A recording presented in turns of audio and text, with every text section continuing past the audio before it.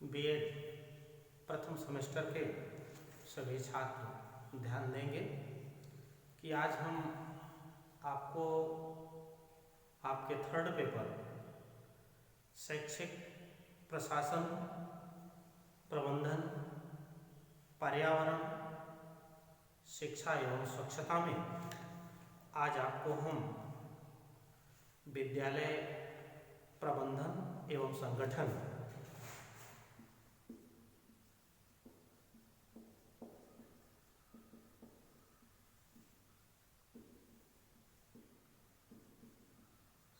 में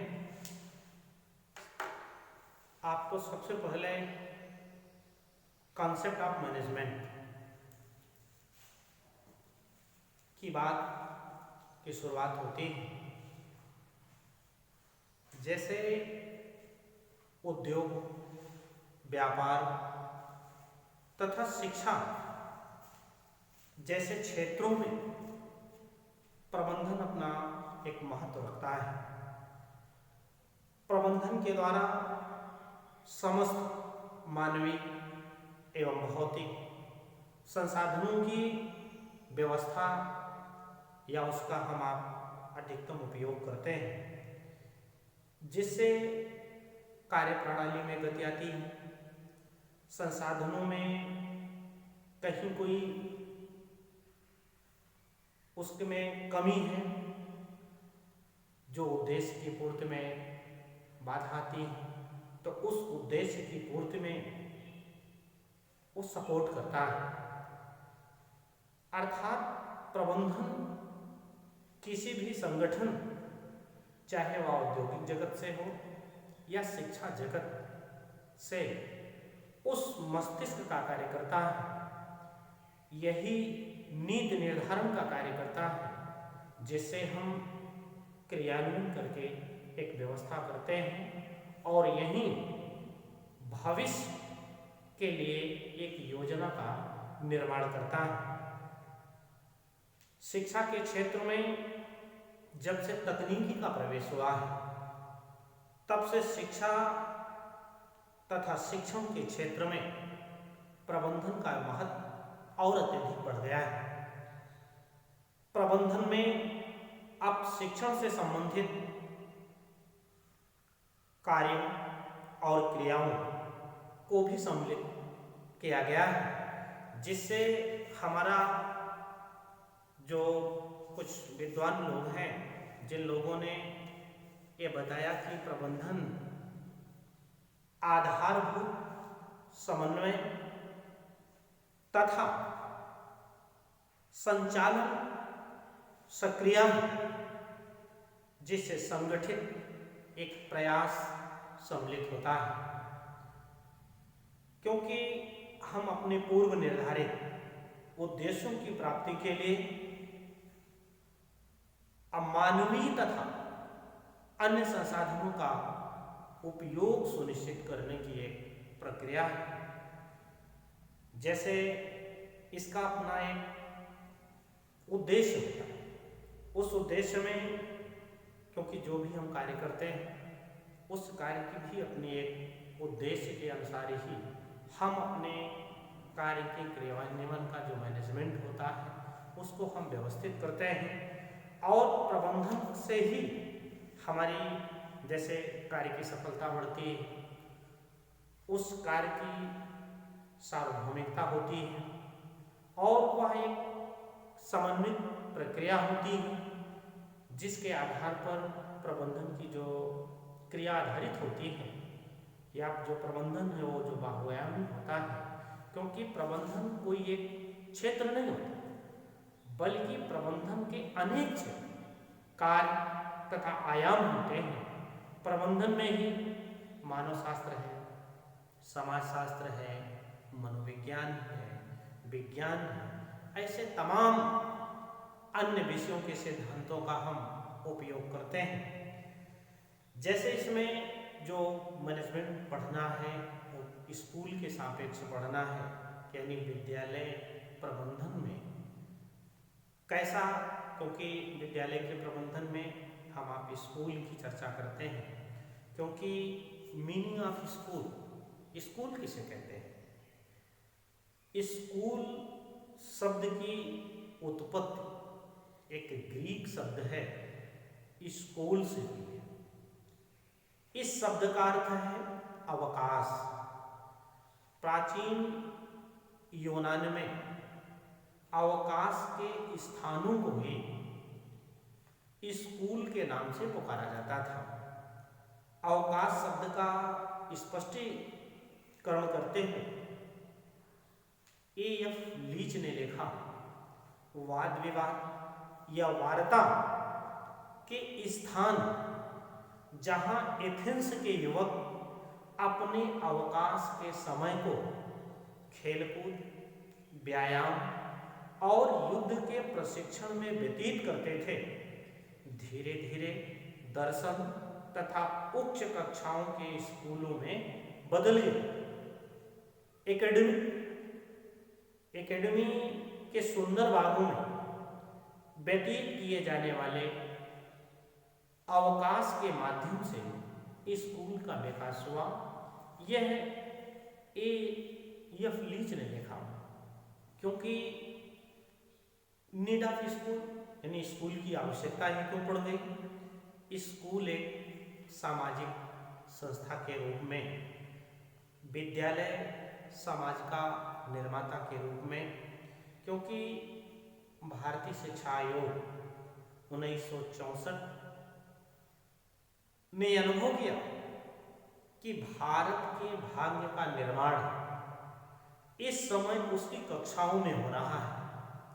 हमारा विश्वास है कि कोई भी ऐसा ऐसा चमत्कार नहीं है जो कि एकाएक हो जाए। उसके लिए विज्ञान पर आधारित इस दुनिया में शिक्षा के लोगों के माध्यम से ही हम खुशहाली ला सकते हैं, कल्याण की भावनाएं हो सकती हैं, सुरक्षा के स्तर का निर्धारण हो सकती है और हमारे स्कूलों और कॉलेजों से निकलने वाले जो विद्यार्थी होंगे उनकी योग्यता, उनकी संख्या के आधार पर ही हमारे राष्ट्र के पुनर्निर्माण के उस महत्वपूर्ण कार्य की सफलता निर्भर करेगी जिसका प्रमुख लक्ष्य हमारे रहन सहन के स्तर को ऊंचा करेगा। क्योंकि हमारे समाज में एक महत्वपूर्ण संस्था के रूप में, क्योंकि संस्था के द्वारा ही समाज की उन्नति के पथ पर अग्रसर होता है, विद्यालय एक ऐसा दर्पण है जिससे समाज के ठीक स्वरूप का पता चलता है। विद्यालय एक ऐसा स्थान है जहाँ पर कल के नागरिक, जिनके कंधों पर समाज तथा राष्ट्र का भावी भार, जिन्हें हम शिक्षा के द्वारा तैयार करते हैं, विद्यालय बच्चों के लिए इस प्रकार के वातावरण की सृष्टि करता है जिसमें पल करके एक अच्छे नागरिक बनते हैं और अपने और समाज के लिए उनका जो जीवन होता है राष्ट्र को समृद्ध बनाने के लिए होता है। और विद्यालय के बच्चों के आचार, विचार तथा चरित्र पर इनका बहुत महत्वपूर्ण प्रकाश पड़ता है। डीबी ने लिखा कि जो कुछ सबसे श्रेष्ठ और बुद्धिमान माता पिता अपने बालक के लिए चाहते हैं, वही समाज अपने बालकों के लिए चाहता है। हमारे विद्यालयों में कोई अन्य आदर्श संकुचित या अप्रिय है और यदि इस पर व्यवहार किया जाए तो हमारे जनतंत्र यानी हमारा जो लोकतंत्र है वो नष्ट हो जाएगा। क्योंकि ऐसा समाज बिगड़ा हुआ समाज ही माना जाएगा जिसके विद्यालय सुचारू रूप से नहीं चलाए जाते, अर्थात विद्यालय ही समाज की उन्नत और अवनत दोनों का सूचक होता है। क्योंकि शिक्षाविदों ने, क्योंकि आपको इस इसमें जो पढ़ना है उसमें ये पढ़ना है कि स्कूल का जो मैनेजमेंट है वो कैसे होना चाहिए। अभी हमने आपसे चर्चा की कि मैनेजमेंट जो होता है वो बहुत व्यवस्थित और क्रियाशील होता है, क्योंकि प्रत्येक संस्था के अपने लक्ष्य होते हैं, आदर्श होते हैं, उनके अपने उद्देश्य होते हैं और उनकी सफलतापूर्वक प्राप्ति के लिए वहाँ हमें आवश्यकता होती है एक उचित प्रबंधन की, क्योंकि विद्यालय महत्वपूर्ण सामाजिक संस्था है। इसमें एक सुसंगठित प्रबंधनात्मक व्यवस्था होती है जिसके द्वारा हमारा जो समाज शिक्षा से ताकि वंचित न हो सके, क्योंकि विद्यालय में मिलजुल करके रहने की कला सिखाई जाती है। विद्यालय जीवन को इस प्रकार संगठित करता है कि बच्चे एक साथ रहने की कला सीख जाते हैं और विद्यालय का जो जीवन होता है वो सामुदायिक जीवन होता है और उसे एक उत्तम नागरिक और नागरिकता का प्रशिक्षण भी इसी क्षेत्र में उसे प्राप्त होता है, क्योंकि शिक्षा को लोकतंत्र में प्रजातांत्रिक आदर्शों की शर्तों को पूरा करना पड़ता है। शैक्षिक प्रबंध को सामाजिक कूटनीतिज्ञ के रूप में देखा जा सकता है, लेकिन इसे क्रियाविधि मूलक रूप में नहीं लिया जाना चाहिए। विद्यालय प्रबंधन के लक्ष्यों में पीसी सेन ने लिखा, छात्र के लाभ है उसकी मन शक्ति के प्रशिक्षण, उसकी सामान्य दृष्टि विस्तृत करने, उसके मस्तिष्क को उन्नतशील बनाने, चरित्र का निर्माण करने एवं शक्ति देने, उसे अपने समाज तथा राष्ट्र के प्रति कर्तव्य का अनुभव करने, आज जितने भी वर्क हैं या कार्य हैं, यही उद्देश्य छात्र को भावी जीवन के लिए तैयार करना और उसे स्कूल संबंधी, समाज संबंधी, पारिवारिक संबंधी, गुरुजन संबंधी, यानी सबके बीच में एक आदर्श स्थापित करने के लिए उसे परिपक्व किया जाता है। क्योंकि विद्यालयों में सहयोग की भावना मानवीय स्तर पर, जैसे शिक्षा प्रबंधन का संबंध बालकों, अभिभावकों तथा शिक्षकों के साथ समाज का भी होता है। साधनों का जो स्तर होता है, जैसे हमारे सिद्धांत है, परंपराएं, नियम एवं कानून हैं, जिनका संबंध सीधा समाज से, विद्यालय से जुड़ा होता है।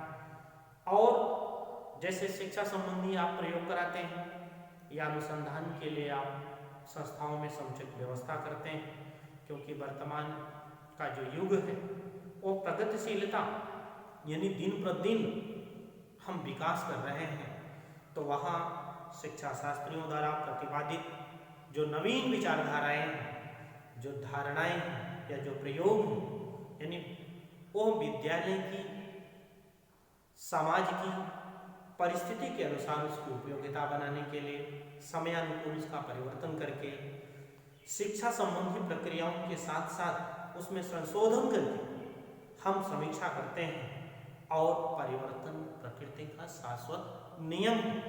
विद्यालय की कार्य पद्धति, अवधारणा, परंपरा, ये सब कुछ हमारे मैनेजमेंट पर डिपेंड करते हैं, क्योंकि प्रबंधन में बहुत सारे लोगों ने, विद्वानों ने अपने अपने ढंग से परिभाषित किया है।